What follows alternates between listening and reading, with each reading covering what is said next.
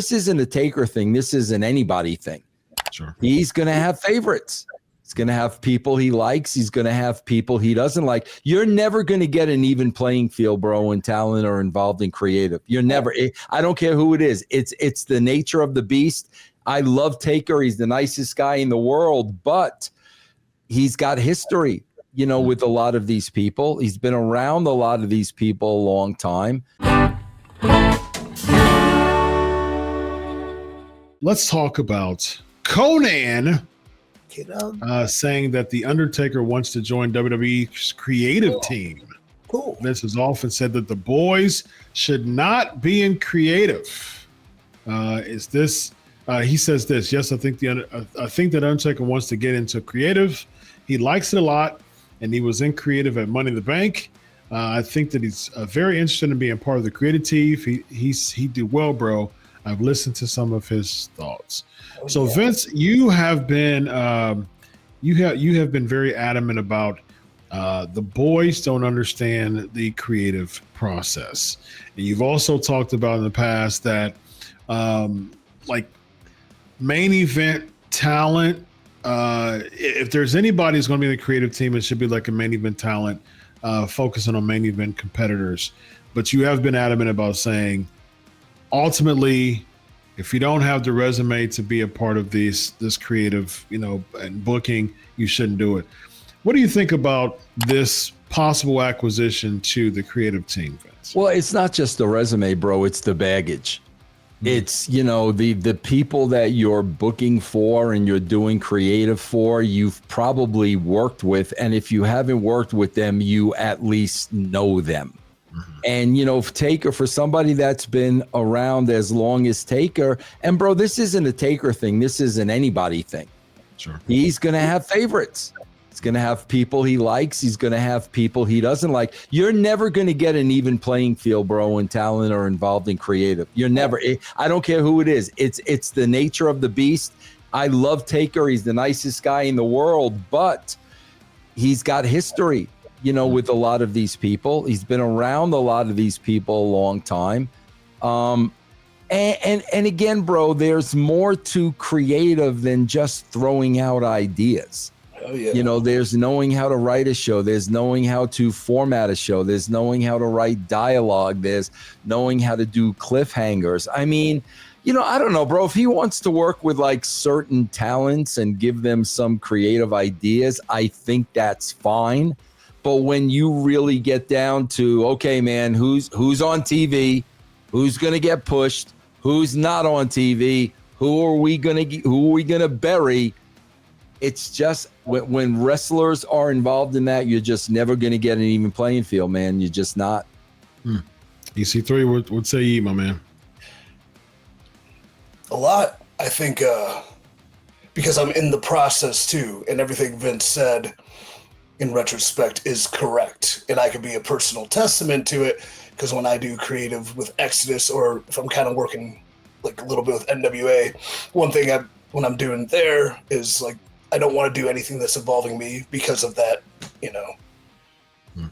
You want to like not taking care of yourself, like even let's just like keep me away from me, but let me help with these things. But again, he's absolutely correct, because I can see myself. I will push or book to the people that I know that I think can do the job.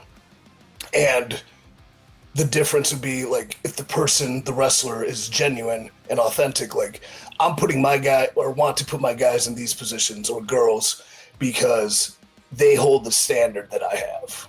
Like, and I know these people don't. So it kind of comes off like that, but I'm putting them there because they hold up to my standard, and I'm invested in them via friendship, via mentorship, and what have you. So Vince is right. If I'm a pretty selfless guy. I mean, I'm Jack Tan, handsome and awesome, but I'm very selfless when it comes to that, and very aware to fight the things that we are inclined to do as people. But even then, I would still see myself doing it. So, but also, bro, EC3, I'm not just saying this because you're my boy. I mean, I'm not saying this at all. You own the company. There's a huge difference. There's a huge difference between you are the guy that calls the shots, and it's your money and it's your interest. I mean, if Triple H owned the company, I think it would be a different story. You know what I'm saying? I mean, Jeff Jarrett, when he started TNA, he owned the company. Yeah. Vern Gagne. Yeah, these guys don't own the company. There's a big difference, I think. I would say too, though, when I've helped with the NWA creative, when it wasn't involving me, like I could still see my inclinations in trying to fight them. Vern Gagne.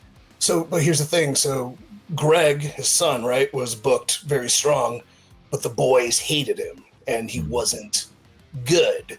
And so that entitlement, like battling that, and like I was in FCW with 15 third generation guys, and they were definitely being booked in favors, not based on talent at all.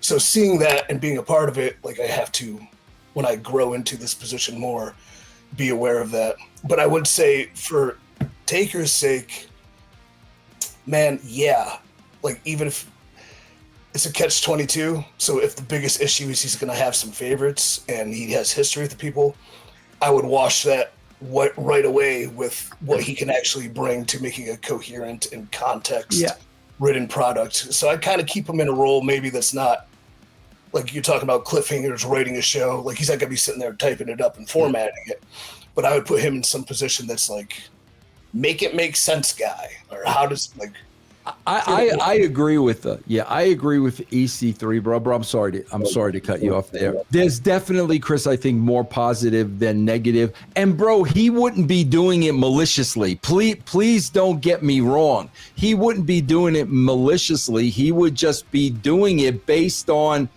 what he sees in somebody. And I mean, it's really just a wrestler thing. But if somebody came to me, if I was the head writer and somebody said to me, hey, Vince, Taker wants to be more involved in creative, I'd be an idiot to say no. I would be an absolute idiot to say no. And I would say yes in an absolute heartbeat. I think too, if like the boundaries kind of set and you empower him to be what he's going to be the best at, which is, here's the idea. How does it work so the wrestling matches it or is realistic, or we're not throwing away anything? Like, I think a lot of times with like the creative people that come off of like, D Hollywood Productions and, they're getting Christopher Nolan's caddy coffee, like then they get hired with the WWE, like they don't understand the context or something like, yeah, you hit your finish and then he kicks out, or like, yeah, you beat him right with your finish and then you raise your hands and then he attacks you from behind. And I'm like, well then why? But I just beat him with my finish. Yeah, you won. Right, but like it should hurt him, so he should not get up and just maul me. Why? Because a Taker sitting there to be like, no, here's what you do. This, and this, and this, and this. And we could still get the heat in the back end if that happened instead. Oh, okay. Whatever the 6'10" tattooed ass kicker says goes. I think, let me know what y'all think about this. From what I've seen over the past 30 years, with 35 years plus with The Undertaker, knowing that he's a Vince guy, knowing that he has that old school type of mentality still when it comes to the product, he's even talked about that in podcasts. I think it would be a benefit to bring a mind of an Undertaker to the creative, because I think that he would contrast and he would probably even have like very adamant discussions about what he sees based on what he's even said on podcasts, as far as just toning down and really embracing the characters and just bringing those levels down. Less is more type of mentality. If you want to talk about a less is more type of person to have such a big impact on the annals of history when it comes to pro wrestling, it would be The Undertaker. My thing is, why wouldn't you want to have a mind of an Undertaker led by that to bring that type of contrast to the flips and kicks and pops and things like that? I think that his thought process would combat, but it could be a good type of wrench brought into the process of what we see right now. I would 100 times out of 100 take him. Like he would. Really there's no question about that. But again, Chris, it's like then you're getting into the dynamic between him and Triple H. Yeah, you're going to get that. Yeah. Triple H wants to be the guy in charge. Now you got a guy with Taker's resume becoming a part of creative. Yeah, I think Vince that it would be bumping heads between Triple H and the Undertaker. Not a bad thing. Yeah, and exactly. And so that's what I'm saying. Like, I think that would be a good monkey wrench. I think Triple H needs an Undertaker to really have a more balanced way of thinking about the creative process. Otherwise, it'll be, what does the IWC want? How do we get the pops? And someone like an Undertaker would say, stop that. You know what I mean? Like, I don't care about that. I don't care about trying to pop every week. I want stories. Bring stories. And I think that the Undertaker would do really good in developing stars that are in that purgatory state. Someone like just imagine Undertaker taking Damian Priest under his wing. Someone who's really struggling to really break that upper echelon of being a stable character. He's been the same type of person since we've seen him. I mean, even with the Judgment Day even with the Judgment Day stuff, it was still, he's really plateaued in many ways, man. I think the Undertaker could really do some amazing stuff with giving him ideas and incorporating that into stories. Well, see, again, though, Chris, we don't really know that because let's look at Triple H, for example. Triple H could do great stuff with the Triple H character. What has he done for any other character? So my point is, Undertaker is the Undertaker. I mean, but Triple H had that NXT influence, though. Like Undertaker doesn't have that. Triple H is, I want to bring these NXT people because these are my kids. Right. Yeah. So it's like, I want to bring my kids up to the main roster and give a whole bunch of attaboy. Like the main roster, what we see on Raw and SmackDown is a bunch of NXT attaboy, attagirl booking. Yeah. I mean, that's essentially what we see. The Undertaker has zero skin in the game when it comes to NXT influence. You know what I mean? So that's my take on it. I think two things that hammer home that'd be great for Taker. Your example of like Priest, where he's kind of like plateaued. I think there isn't anybody there that can be bold enough to be like, either this is him at like that's his max, or he doesn't get it and like there's nowhere else to go. So it's always going to be there, and like he could be that voice of reason that people would listen to. Or as a talent, if I'm struggling and I'm doing the same thing, and Taker comes up, dude, you got to do something different. Mm-hmm. And like, well, what? I'm like, well, I don't know, but let's talk about it. And then a little discourse, a little discussion can pop some things off. And the next thing you know, well, I want you to shave your head and your beard. Like, whoa, I don't know if that sounds risky, man. I like what. Do you want to be here in this level forever, or do you want to try something different? Because if you don't do something different, that's where you're going to be. Well, can I do it with the beard? Yes, but probably not. Like, making that blood sacrifice to the altar of creative freedom. Taker could push people to do that. Second thing would be, Vince and I talked about it on our show, 3 Brand, on the Brand, where like Jay had the gut injury and the taped ribs and worked a 20-minute match and never sold it once. And we went off on that a little bit, but like Jay being a veteran who's been there forever, if he's complacent or bored or doesn't want to sell, an Undertaker is going to be like, hey, or he could be agenting the match or helping them through it, where it's like, make sure you sell the gut here. Like how that got by anybody was like baffling to me, because it's the simplest story possible. And it adds depth to everything you're doing as a babyface, especially fighting from underneath. So I think Taker would be there being like, what the shit, man? Like, what are you doing? So, sorry. Absolutely. All right. But I think you, don't you was looking at your soundboard, man. Every time I stuck a yeet in. Yeah. Oh, did you? I didn't hear it. Yeah, man. Well said. Well saw DC3. I think you're spot on, man. I do think that would be a a really good addition for the Undertaker to be in that creative process.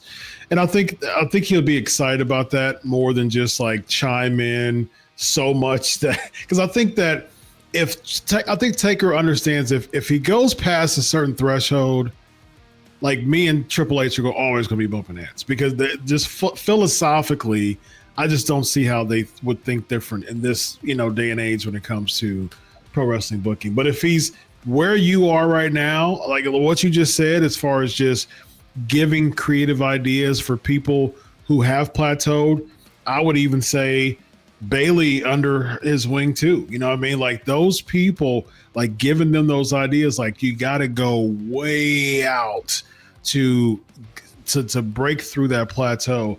I think he'd be phenomenal in that spot. Yeah. You remember there was this president once, Abraham Lincoln.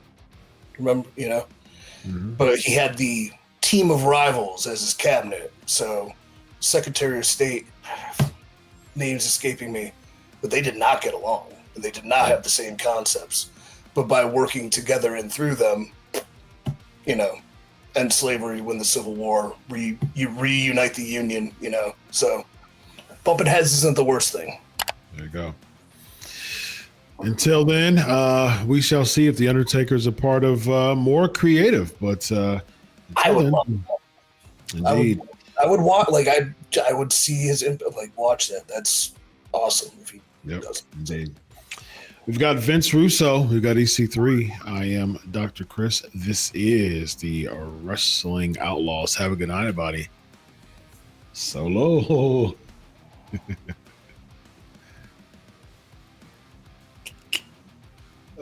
Super.